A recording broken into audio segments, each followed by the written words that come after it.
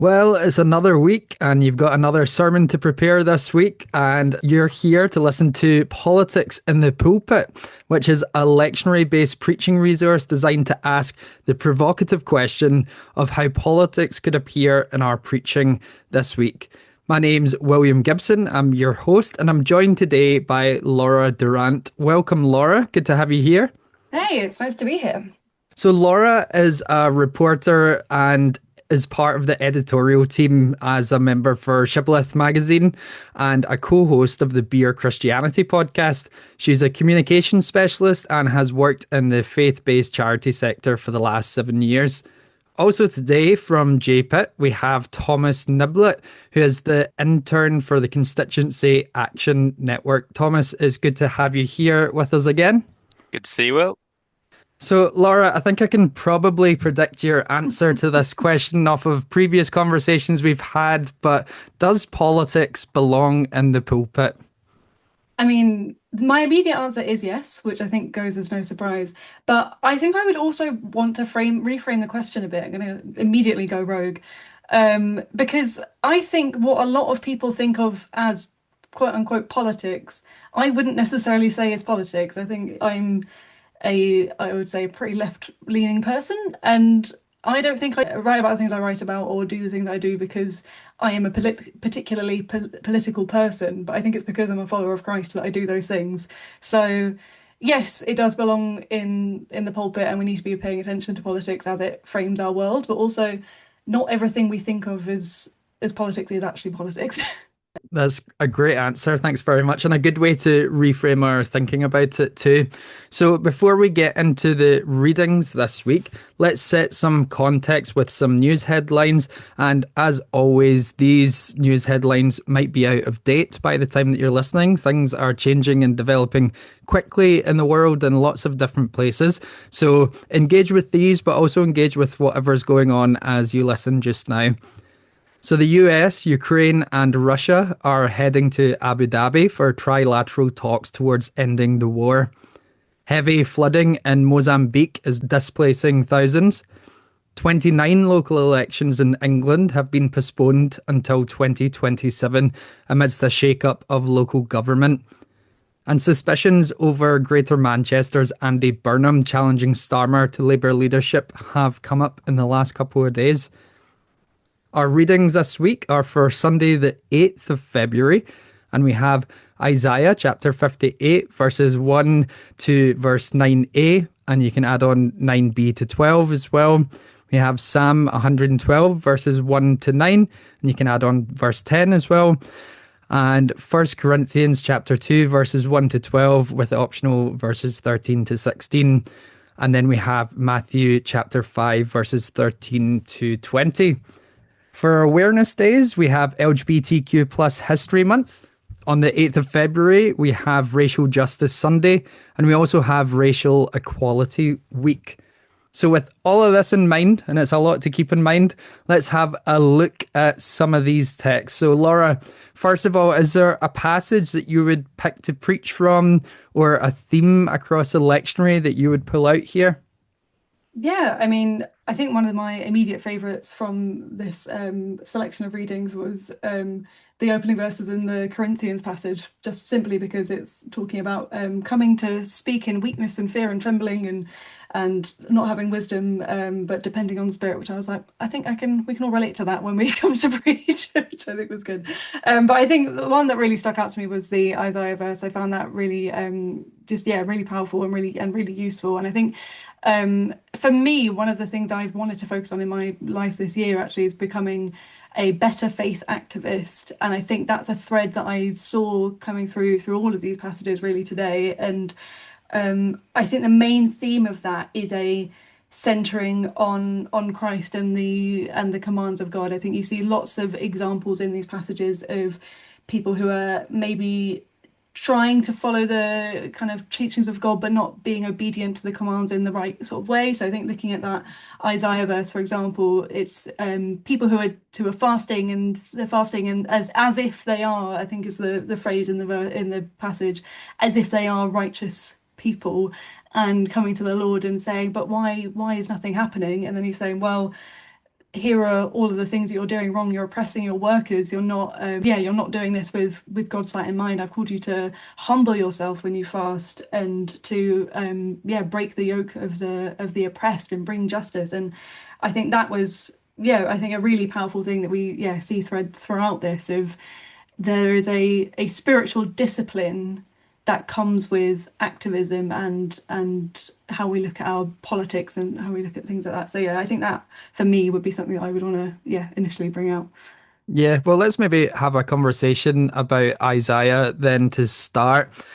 So far this season of the podcast, we've looked at some of the servant songs in Second Isaiah written during the Babylonian exile before making a brief detour to Micah last week, which is set slightly before the servant songs. And now this week we venture into what is considered to be Third Isaiah, written shortly after the return to Jerusalem after the Babylonian exile. We're now in the same period of time as Ezra and Nehemiah, the rebuilding of Jerusalem and the temple. What we see here near the start of this section of Isaiah is a call to repentance and a promise of restoration. So God promises, as you've already stated, Laura, rebuilding on the condition that the restored Israel will take concern with the poor and that they will take concern with following the righteous commands of God, justice, freeing the oppressed, all of that. And in the first few verses, we get this sense that God expects moral actions to accompany holy ritual action. And as you pointed out, they seek me as if they were a nation that practiced righteousness. One of the things that I thought about when reading this was actually the Bible Society's Quiet Revival report. Obviously, the passage is referring to ancient Israel and not the church, but the themes are relevant: restoration, rebuilding, social justice. And when we look back at the history of revivals, you generally see movements of social justice accompany them, whether it's the Methodist revival and its concern for the poor and for trade unions, whether it's the Second Great Awakening and the movements for women's rights and abolition and education that came out of that, or the Third Great Awakening that saw the ideas of the social gospel movement come out too. So it's an interesting one reading this and within the context that we find ourselves in. And it has me questioning if the Quiet Revival turns out to be legit. One of my questions would be, where are we seeing movements for justice in the church, which I think touches on that theme you were bringing up there of faith activism. So let's get a bit more into it. What do you think of Isaiah? What do you think of that context? And do you have anything else to say about faith activism in relation to it? That's a really interesting point. Yeah, well, thank you for bringing that up. And I think, yeah, I think something that I have been dwelling on a lot over the last months of is this kind of how we navigate this rise of the far right and how they are interacting with the church. And I think there is a really interesting point of this kind of, yeah, quiet revival. We see lots of high profile kind of far right people who are turning to Christ and professing faith in God. And a lot of those people have done a lot of bad things in that time. And I think they are damaging a lot of people and a lot of things, you know, people in high up in America's government, for example. And I think I see that as a challenge for us. And it's a something that I've read. Helen Painter is doing a lot of work on this at the moment, from the Centre for Biblical Violence, and she and a bunch of other people who I don't remember are doing a kind of project at the moment on how Christianity and the church tackles the far right, with the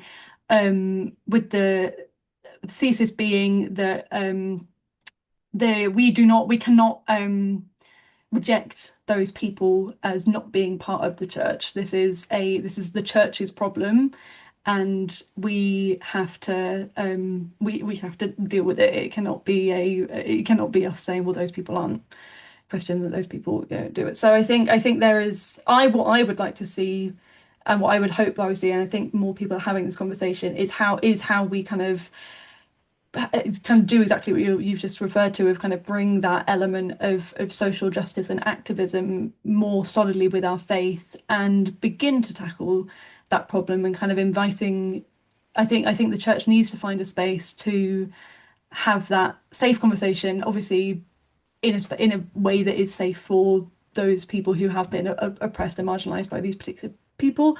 But to have that conversation and kind of challenge that view and say, we love that you have found faith, and I think that is a wonderful thing that you have found your place with Jesus Christ. However, this is what God preaches. He preaches, freedom for the oppressed. He preaches humility. He preaches generosity. We see all these things throughout the passages that we're looking at this week, and unity in the church and unity in politics does not have to be, well, I have to listen to your opinion and respect your opinion, even though it is harming people.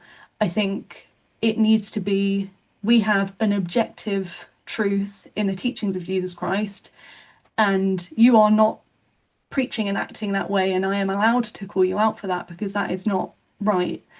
And yeah, I think I see a lot of that in that kind of faith activism space of kind of, yeah, we you're acting out the commands of God, you're being obedient, and you're also professing that you are a Christian doing that. And yeah, I think that for me is yeah, a really big theme from what we've seen today. Yeah, and I think that ties back nicely to your answer to the very first question of does politics belong in the pulpit, of recognizing that actually some of these political convictions that we have come out of our faith. They're a product of genuine faith that we have. And I think that's what we see here in Isaiah. It goes on not just as if they were a nation that practiced righteousness, but they delight to draw near to God, but they serve their own interests. So, really, genuine worship, one of the products of that is a desire for justice, in my opinion. Thomas, I'll bring you in here. What do you think of this passage? Yeah, I'd agree. I'm glad you mentioned Helen Paynter's work. I was at a talk she gave last Saturday where she outlined some of that, and I would really recommend. She's been involved with JPIT in the past, so we're a big fan. Um, I think there's a couple of key bits I'd pull out. I agree about this kind of thing about worship, maybe about ritual, without motive, but also kind of empty actions. I think that goes through the passages a bit too. It's a really nice bit of Isaiah to show the importance between faith and works working in symbiosis, and that you can't be kind of soulless or empty either way, if your worship isn't followed up by that action.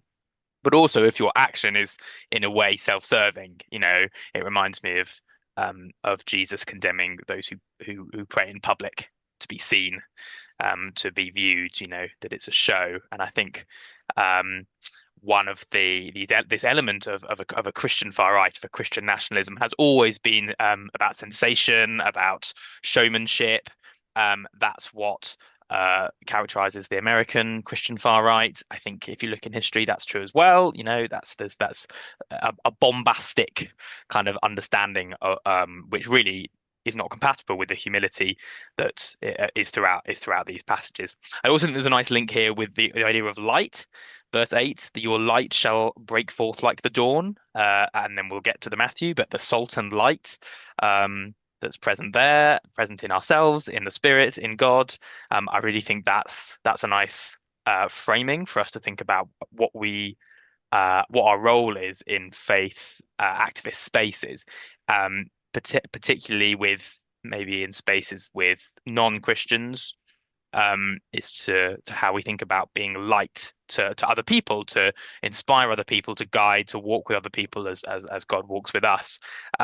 And that actually that's something we're called to do, is for our light to break from us. We're supposed to spread it to any space we happen to find ourselves. I also think it pairs nicely with the psalm in a way, because the psalm, when reading the psalm for me, I feel a bit like, oh, well, that doesn't feel like how I am or how we are in the world. It sounds like a lovely little faith community that's doing everything right, and they've got that.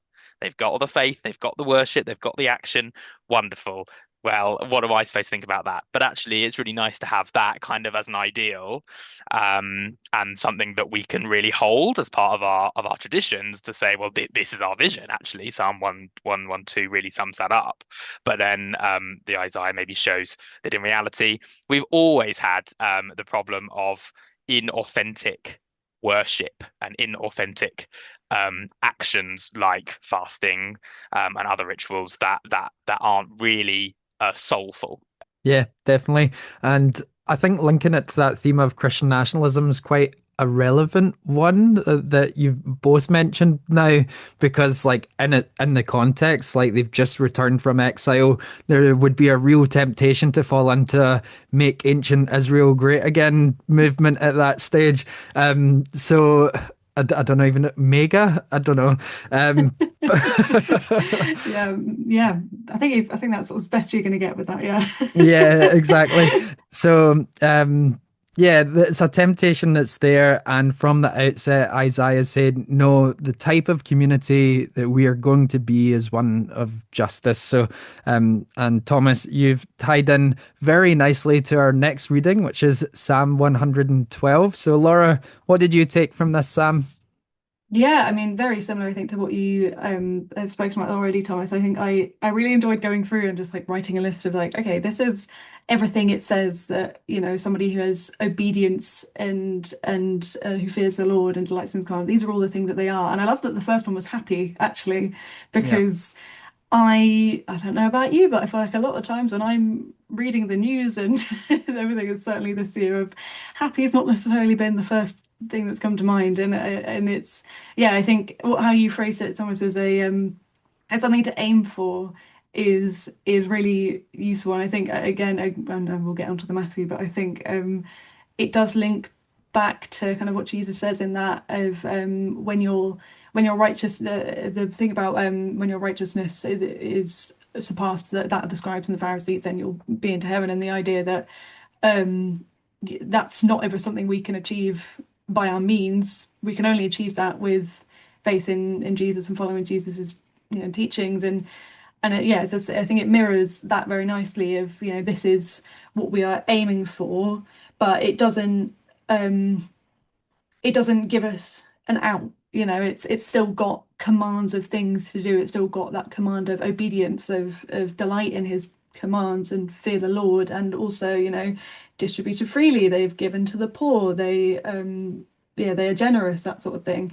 And yeah, so it's the kind of acknowledging that we cannot achieve this of our own speed. We never, that's never going to be possible. But that doesn't just give us, oh well, we'll just go home. Like it's no, you still need to be striving for this, because that is being obedience. That is that discipline that we require. Yeah, I think what both of you have pulled out that is quite interesting is, Laura, obviously you mentioned that the passage says about being happy. Mm. And Thomas, you said, oh, this sounds like quite a nice community. I'd quite like to be part of this. And when I think about like doing work with the poor or with any marginalized group, often the feeling that you get is not one of happiness, but heartbreak. And it can be really difficult. But so for me, when I read this passage, it actually made me think about the power of solidarity, not only to transform situations of injustice, but also in transforming us. That by acting in solidarity with any group who are marginalized or at the receiving end of injustice, that we are transformed in the process through learning, empathy, compassion, and understanding. Thomas, is there anything else you would want to add to this passage? Yeah, I think there's a couple of things in terms of the theme again that go across these passages. I think there's a really nice thing about steadfastness or kind of steadiness, waiting on God, being quite confident that this as an image is something that that are we stand in tradition of, that we can say there's actually quite a settled, for example, like an economic sensibility. You can kind of read into this that there's they're talking about how much wealth there is and their houses and their land is blessed. There's all this kind of there's wealth, but it's not excess, and we know it's not excess because they've conducted their affairs with justice. They have lended well with justice. They have traded well with justice, and that means they have distributed freely, given to the poor, as you said, Laura. So actually, it's not like this is far off. These there is or almost like a dream or something. This is obviously something achievable. We can imagine how the economic system of this community would have operated. We know it's talking about it throughout, and the way that it's talking about a steady heart, firmness. That is rooted in that knowledge of a just economy, I would argue. So I think it shows just how we can become confident in our faith because we can be confident that the fruits of our labor, that our actions demonstrably show that this is just. That's something that you mentioned earlier, Laura, that I agree with around this is the church's problem when we're going back to the kind of the idea of the far right or of Christians that might use the label Christian, and we are tempted to maybe distance ourselves. Actually, it's embracing that and saying, well, if that's people who are self-defining using the label Christian, we have to deal with it. It's our problem, and actually we can show that this structure, this image, is something that's really achievable, and we can hold up as a mirror to folks who might uh, not not be wanting that in the way that they're using Christianity. I also think it's that timelessness that comes in as well. Like this is sort of it echoes through the ages. This is a past story of Christians or working for justice. Not this psalm, but this idea of justice in our faith communities, Jewish and Christian communities throughout the ages. That inspires us for the future as well, which I think is really quite important when it can feel like we're facing new problems. Something that Helen Paynter said was, "This is not new. It's kind of come into the scene really quick. Seems to have just arrived, but it's not, and we need to be really wise to the histories of the good and the bad in our tradition, and be inspired to look to the future. I think that will come up later as well, in the Corinthians passage as well. If you'd like to lead on to that, William. Yeah, so going from this idealized community where justice is done and where wealth is distributed fairly, we move on to the church in Corinth, whose society is full of social and class divisions in the city of Corinth, and those divisions have begun to make an appearance in the church at the start of First Corinthians. So, let's get into that passage now. Then, Laura, what did you take from this? Yeah, I mean, as I said at the beginning, I think that opening passage is really powerful. And it's interesting because I think, I mean, so much of, what Paul writes is kind of answering questions and saying, no, you must kind of commands of like, no, you must do this. And this is kind of less of this is what you must do about this particular situation and this particular opening, but it's kind of yeah, it's still got that example of, Paul following in Jesus' footsteps and trying to do his best at living out that example to the church in Corinth. So, yeah, as I kind of already said, I think that opening of I did not come proclaiming the mystery of God in lofty words. I came to you in weakness and in fear and trembling, and my speech and proclamation were not with plausible words of wisdom, but a demonstration of spirit and power, so that your faith might not rest on human wisdom, but the power of God. I thought that image was so powerful of just like, the idea of just kind of coming with nothing prepared, if anything, and just kind of nothing other than your dependence on Christ and of God. And I found that really powerful. And I think that was, yeah, it kind of again kind of goes into this spiritual discipline thread of this faith activism that I draw out of it, of not trying to obviously, reading others' perspectives and exploring and learning in the kind of the activism space is incredibly important, and we should do our best to understand the perspectives of the marginalized, absolutely, but also there is an extent to there is nobody who knows the oppressed more than God. God knows, everything, and there is an extent to which all we can do as activists, as faith activists, is to rely on God, and I found that really, yeah, really useful. And then, yeah, kind of going into it's kind of more similar of the true wisdom of God, of kind of saying, don't, this isn't about the wisdom of the world. We have been blessed with the Spirit, and I don't think this is saying ignore what is happening in the world. I think that is really important distinction to make of if yeah, this isn't a well, we are the church, so we can do our own thing because we have our way, and that is entirely separate from the world, and we don't need to concern ourselves with the issues of the world. That's not what I think this is saying.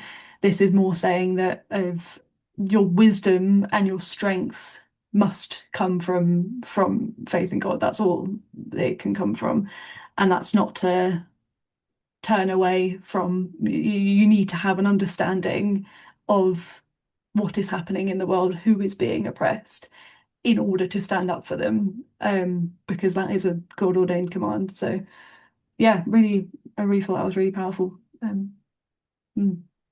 Yeah, and I think Paul in this passage, obviously coming with that humility that you mentioned at the start there, is really interesting, especially because verses 6 to 16 are regarded by some scholars to be a self-parody. Because if you've been with us the last couple of weeks listening to these podcasts, you'll realize that we've just finished chapter 1. And after reading that chapter, you might be confused by some of Paul's statements here, because in chapter 2, he's claiming to be preaching wisdom among the mature.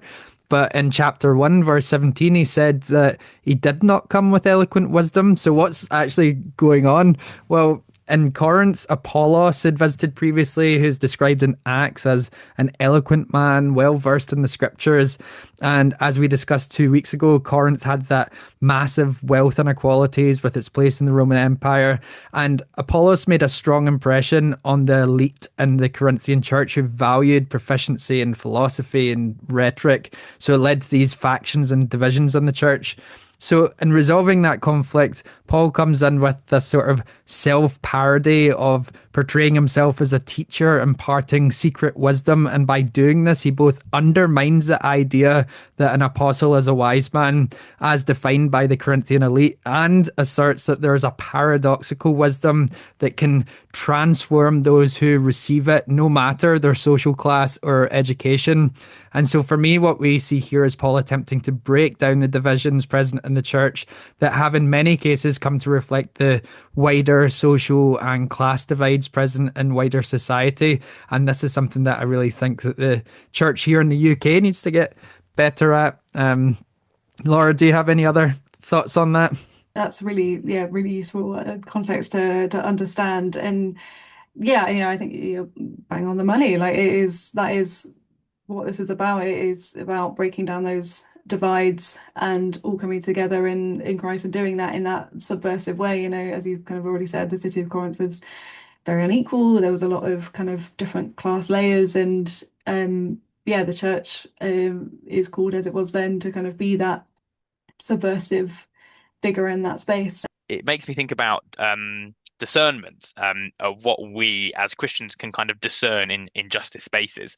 That actually we know here that God's wisdom is outside of time. We can't know what is truly God's, but we do see our gifts, and I think God is calling us, that one of His gifts to us is that will, the power of discernment, to work out what the right thing to do is, to be able to step into God, and really take the time to discern what is good, what is bad, and that's part of what the meaning of justice is it's to work out what is of God and what is not of God. And I think we can really bring that into spaces, or any spaces we are, but specifically into kind of a justice space, an activist space, a coalition of multiple groups working together, maybe a community organizing space, that actually we can really think through, not falling into the trap of speaking the wisdom of the rulers of our age. Verse 8, none of the rulers of this age understood this. We don't want to be mirroring the negativities of the systems, the structures that we are trying to reform, that we are trying to change. And actually, we have the power to do that. We can be the dreamers. We can be visionaries. Psalm 112 has shown us one of many elements in the Bible, in our church history, in our tradition, that shows us an alternative. And again, thinking about that theme of time,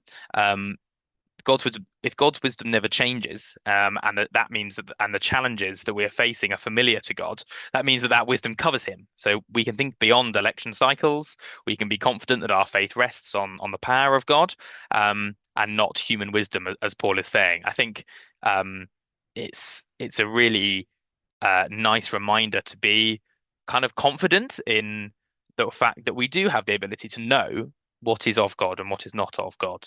I like to, it's really helpful to think about God's presence by what is not clearly not of God. We can see clearly what is wrong, what is violent, what is war, what is sin in the world, and we can. It's so nice to be able to contrast that and imagine and really see prophetically what would be of God through us, that God is willing us to do and has given us his gifts to discern that.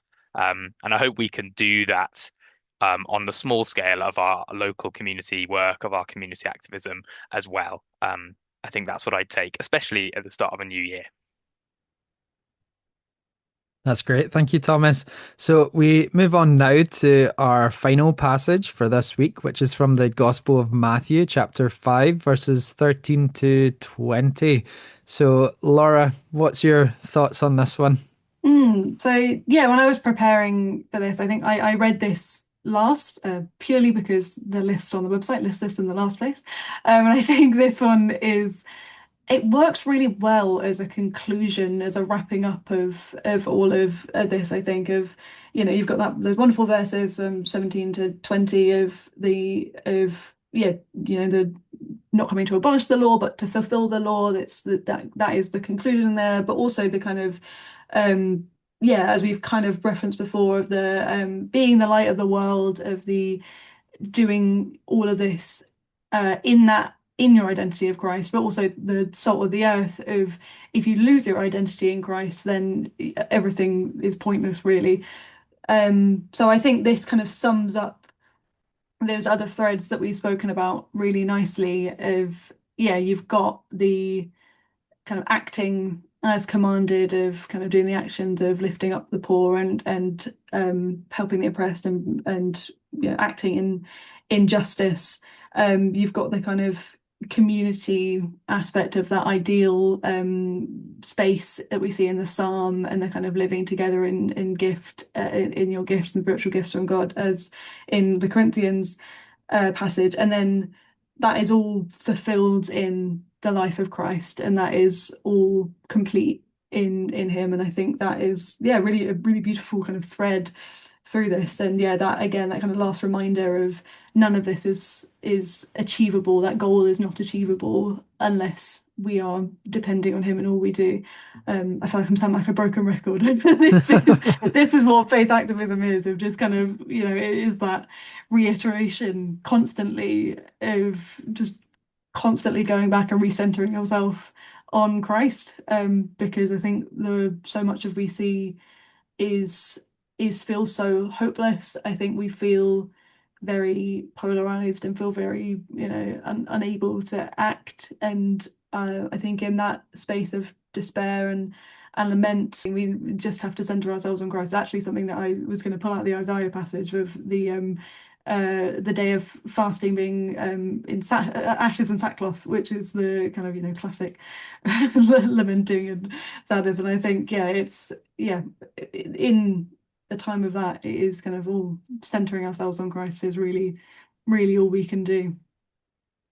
But it is funny, isn't it? You were saying you were feeling a bit like a broken record there, but some weeks with the lectionary, like you read the passages and you go, I just see no connection here at all. And then other weeks you read it like this and you're just like, this all just flows so beautifully together. It's very interesting. Thanks for pulling that out. Thomas, what's your thoughts on the Gospel of Matthew here? Yeah, I think what I was referencing before around that kind of participation in spaces, especially with our friends who might not be Christians themselves. I like the salt and light passage a lot, and I think it works well to think about how we can be enriching.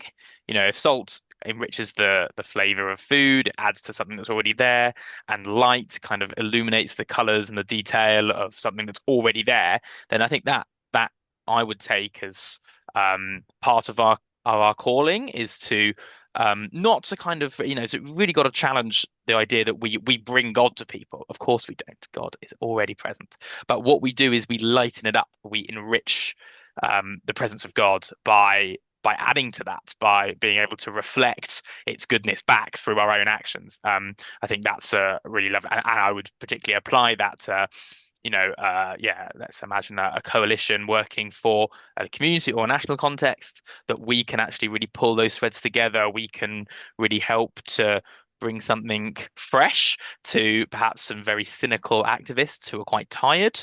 And within JPIT, we're part of a few different civic coalitions, such as the Climate Coalition, Together with Refugees. And I think that's something that faith groups within larger civic spaces can really bring, is actually a slightly different angle, something fresh, something enriching. So I really like that bit. I also like I think the idea of Jesus fulfilling the law. It can be a little bit. It makes me feel a bit nervous that, I don't know, does my righteousness exceed that of the scribes and the Pharisees? I hope so. I think most of ours does. But I think it shows that timelessness of the law. So again, that theme of consistency throughout the ages, that this is not something that we have to be worried about the changes around the rest of the world, the changes around our societies that might feel very unknown, but actually we could really see Jesus as the fulfillment of a long line of things that point to justice. So I think that's what I'd take.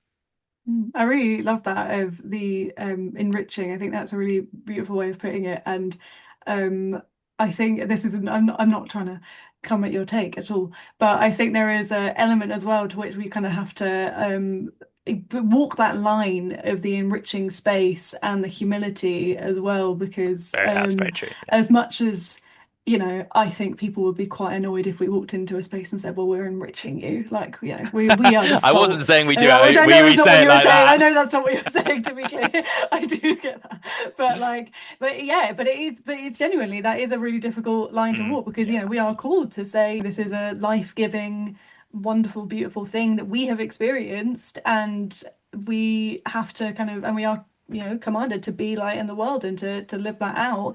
However, we have to then balance that with the fact that a lot of people in these spaces that we're talking about have been really damaged by the church, and they are not going to be receptive at all to somebody coming in and saying, "Don't worry, guys, we're the Christians. We've got it right. We know the right way to do it," because that's just rude, for one thing. But I think that's just really not speaking to the humility that we're also commanded to live with. So yeah, well, I'd absolutely respect your point. I do think you're right. We have to find that balance of doing both, and I hold my hands up and say I don't know. I definitely don't have that balance correct. I think few of us would be able to say we do. But yeah, no, it's an interesting challenge from the passage. I think, yeah, but verse 16 I've just reread, the phrasing of "let your light shine before others." I hope that would guide us to that we don't have to, we're not forcing it. We're not shining a No, torch in yeah. people's faces, but really our actions should shine the light of God anyway. I mean, I think it's a really good question about how we present ourselves, and kind of the way, it's all very good talking about the timelessness of God's grace and wisdom and power, and that we can be really confident in that, but that's not very helpful if people are feeling completely lost, completely unsure about what the future will be. So I think that's true about really thinking about how you present um God's love and God's grace as something that is for everybody, yeah, and isn't something that, as I said, we're not foisting it on people. We're bringing it out that they already have. I suppose that's the principle that I would look to, is to say you already have this, that people have already experienced God in different ways. You might not have used this label before, but you have already got this. You're already doing this justice work, working for refugees, working against climate change, a couple of JPIT's examples. That's how I think we would go about doing it, I hope. I think you're right, though. It can be very tempting to think look, we've got all the answers already. Mm, I'm not sure we do. I think that's why I wanted to say about discerning. We have to yeah. still have to work it out. We still have to work out what God is wanting us to do. It's Mm. not at all obvious, but we have a lot to draw on to do that. Yeah, and I think it's really sympathize for people who are not in positions like we are in, because I think all three of us would consider ourselves professional Christians in a sense of, I've only ever worked for faith-based charities. A lot of what I do in the activism I do just is Christian, and Mm. with the magazine and the podcast, and it's it's kind of unavoidable in that space because, so somebody says, oh, what do you do? It's like, well, I work for a Christian charity. There we go, we're straight in it. So I have real sympathy for people who are less practiced, for example, in the activism space, who are maybe seeing things like the genocide in Gaza and many of the other difficulties that the world is facing today, and are saying, this is the time I have to stand up, I have to do something, this is what I'm called to do, but then feel a barrier to being able to profess their faith in that space because it might not be a particularly safe space for them to be. So I think this, it gives us kind of a challenge on kind of both sides of kind of challenging us to not come in and kind of take control and say we've got the right thing, but also a challenge to that way of life, of way of thinking of, I'm not I'm not really sure whether I want to be openly a Christian in this space, but kind of challenging that thing of, that is the uncomfortable but only option we have, really. Yeah.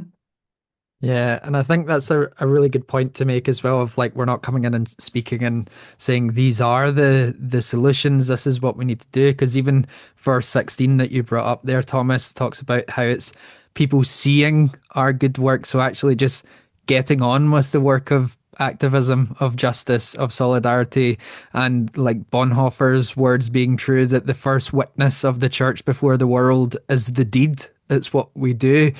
And a lot of what you were both talking about just there made me think of this speech that I heard last year when I was at the General Council of the World Communion of Reformed Churches. There was this amazing panel on this theme of salt and light, but one of the panelists was the Reverend Professor Joseph Mante, the former moderator of the Presbyterian Church of Ghana. And he reflected on this passage in relation to colonial history. And I'm just going to quote a small section of it now because I think it makes a point perfectly of connecting these themes of sort of worship and witness with social justice that I've kind of mentioned already today. But he said, when the Christian gospel first got to our part of Africa, it never came as a complete or pure light, nor as tasty salt. It came together with slavery, economic greed, individualism under the guise of freedom, a hegemonic superiority, and physical and mental colonialism. It came with worship services on the top floors and slave dungeons on the ground floors of the slave castles. In the same building, when people were painfully screaming downstairs, slave masters and slave mistresses were praying and doing Bible studies upstairs. This phenomenon has not changed much since the so-called abolition of the slave trade. We need prayers and Bible studies that will not only motivate us, but also cause us to stop what is causing the painful screaming downstairs. And it just stuck with me. Like when I heard that, I think it's such a powerful reflection on this passage because he talks about the way that salt can be contaminated. He talked about how light can be a penumbra, where it's that sort of shadowy area that's not fully lit and not fully dark, and how, as we've said kind of throughout, some of these issues of injustices and things are issues that need to be dealt with in the church first, whether it's the far right, whether it's climate denialism, whatever it is, we need to be dealing with these things in the church as well. And then in doing that and doing our work of faithful activism, as you've described it, Laura, that actually our deeds will be a witness before the world. Any closing thoughts from you, Thomas? I think um, I think you're right that these passages flow really nicely. I'm slightly conscious we haven't addressed the themes of that it's or the awareness days that it's LGBT History Month and it's Racial Justice Sunday. I think both live areas for us to apply some of what we've talked about today around how we conduct ourselves, how we are part of coalitions, how we think about the timelessness of God. I hope that, especially around kind of racial justice, in light of, as we've been talking about, of Christian nationalism, that we're really aware of how live that can be. That's great. And Laura, any closing thoughts from you? Yeah, I'd actually just want to echo what Thomas just said. I think I was looking at the resources that Churches Together for Britain and Ireland have put together for Racial Justice Sunday, and I think the opening introduction to that was really powerful, and I would encourage people to go and look at that, because I think it speaks to kind of what we were reference at the start of unity, and how that is grounded in the truth of God. And yeah, I think that it is a really useful accompaniment to these passages that we've been talking about today. Yeah. Well, thank you, Laura, so much for joining us today. And thank you, Thomas, as well, for your contributions from JPIT. And thank you to you, the listener. I hope this episode helps you in your preaching preparation. If you enjoyed this episode, please leave us a review wherever you listen to your podcast, and share this episode with your friends. We also have online spaces for further engagement and discussion about faith and politics on our social media platforms. So as we close today, may we do as God commands in Isaiah: shout out, do not hold back, lift up your voice, announce the people's rebellion and call them to repentance, to turn to a humble way that does right by workers, that looses the bonds of injustice, lets the oppressed go free, shares bread with the hungry, brings the homeless in and clothes the naked. Then we may see light break forth like the dawn, and we will declare with the psalmist, praise the Lord, and be happy as we decide to know nothing but the paradoxical wisdom of Christ crucified, and in this knowledge that we will come to have the mind of Christ, who taught us that we are to be light and salt, letting our actions of solidarity, peacemaking, and justice do the talking. Have a good one.